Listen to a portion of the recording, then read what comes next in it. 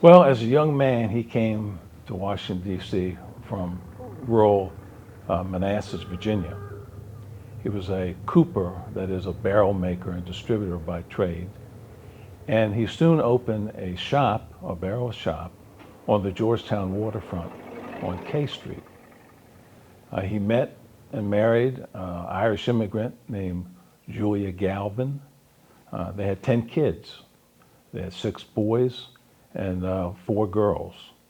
He soon, because of the success of his business, bought a home in Foggy Bottom, maybe one of the largest homes, a white brick, 3-story structure, I should say, in Foggy Bottom.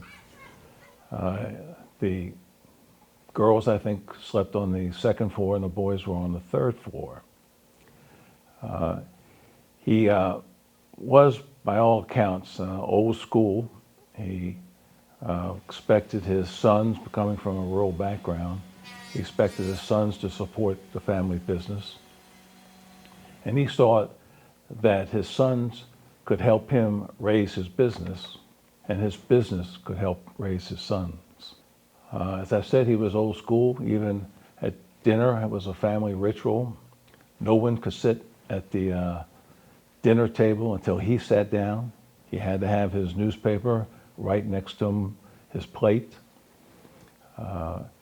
He raised dogs to protect his premises.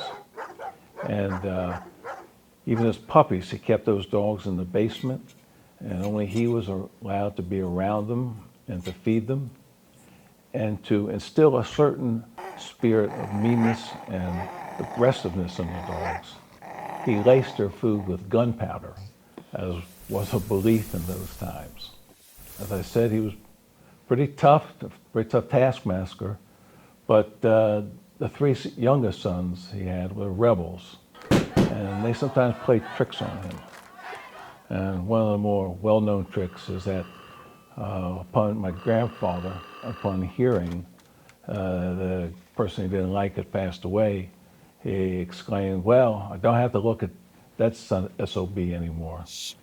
Well, the boys had heard that, and later that night they went down to the Chambers Funeral Home, which was at 31st and M Street, where the individual was laid out.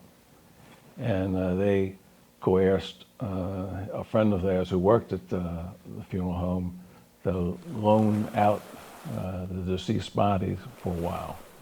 And they took the stiff and propped him up somehow in the vestibule of the Waring home and knocked on the door and ran away. And when my grandfather answered the door, after he exclaimed in shock, he used a lot of cuss words to explain his dissatisfaction. He knew he'd been had.